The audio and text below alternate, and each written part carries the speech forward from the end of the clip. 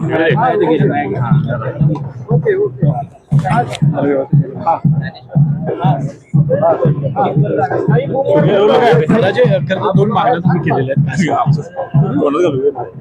राजश्री छत्रपती शाहू महाराजांच्या जन्मस्थळा ठिकाणी संग्रहालयाचं लोकार्पण सोहळा होता आणि म्हणून या कार्यक्रमाला सांस्कृतिक मंत्री शेलाजी आले होते आणि म्हणून मला असं वाटलं की आपण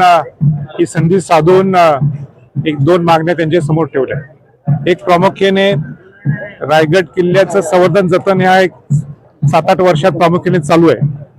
पण पुरातत्व खात्याच्या माध्यमातून अनेक वर्षापासून चालू होते आणि तिथं बऱ्याच शिवाजी महाराजांच्या संबंधित असणाऱ्या सर्व सैनिकांच्या असतील किंवा अनेक गोष्टीच्या सगळे जे काही वास्तू सापडलेले आहेत हे दुर्दैवाने हे लोकांच्या पुढे अजूनही आपण ते दाखवू शकलो नाहीत आणि ते सगळे संभाजीनगरमध्ये केंद्रीय पुरातत्व खात्याच्या ट्रंकामध्ये बंद आहेत आणि म्हणून माझी त्यांना मागणी ही होती की जी शिवसृष्टी तिथं स्थापन होणार आहे रायगडच्या पायथ्याला, त्या तिथं जे संग्रहालय उभा राहणार आहे त्या ठिकाणी रायगडच्या मूळ ज्या वास्तू सापडलेल्या आहेत तिथं जे केंद्रीय पुरातत्व खात्याच्या ताब्यात आहेत संभाजीनगरमध्ये, ते परत एकदा आपण पुढाकार घ्यावा आणि ते रायगड प्राधिकरणच्या ताब्यात द्यावं अशी मी त्यांना विनंती केली। दुसरी मागणी त्यांना ही केली की जी अवघड मागणी आहे पण त्यांचा एक करिश्मा पाहून मला असं वाटलं की आपण बोलावं की जसं त्यांनी नागपूरकर भोसलेंची तलवार आणली, अनेक गोष्टी युनेस्को वर्ल्ड हेरिटेज साईट मध्ये 12 किल्ले नामांकित होण्याचाही त्यांचा तो प्रयत्न होता आणि म्हणून मला असं वाटलं की आपण अनेक मागणी करू की जेणेकरून ती आली तर ते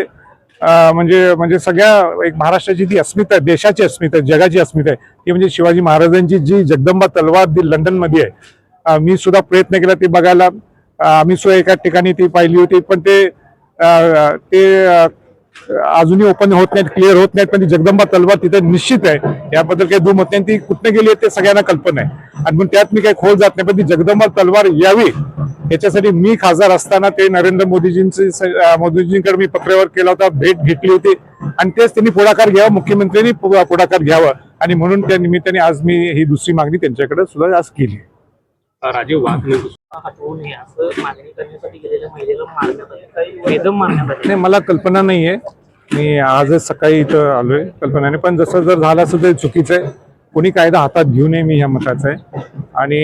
मी आता तुम्ही विचारले प्रश्न तर मी निश्चित सखोल त्याचा म्हणजे माहिती घ्या।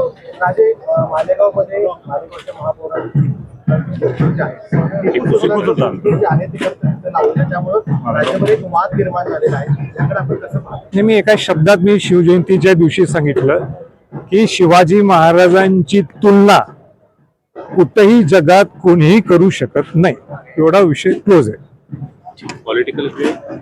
प्रदर्शन सुरू आहे, ज्या पद्धतीने त्याचं ब्रँडिंग व्हायला पाहिजे होतं त्या पद्धतीने होताना दिसते काय, तुमचं काय? नाही, मी त्याबद्दल काय बोलणार नाही। मी स्वतः लंडनला असताना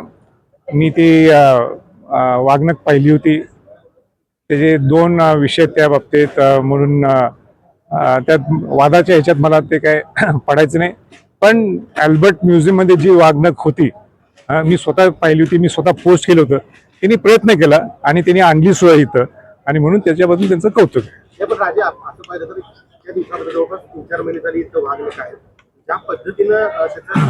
प्रशासनाच्या वतीने लोकजागृती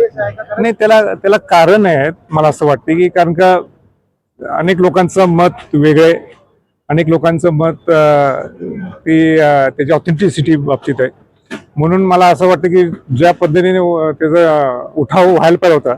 उठाव म्हणण्यापेक्षा ज्या पद्धतीने जी पब्लिसिटी व्हायला पाहिजे होती ती झाली नसेल असं मला वाटतंय। म्हणून पण अल्बर्ट म्युझियम मध्ये ती वागणूक ठेवली होती का? होती, मी स्वतः पाहिलेली जाऊन आणि तिथं मी माझ्या हे पोस्ट केली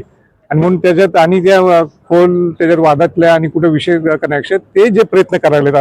आशिष शेलार त्यांचं मनापासून कौतुक आहे।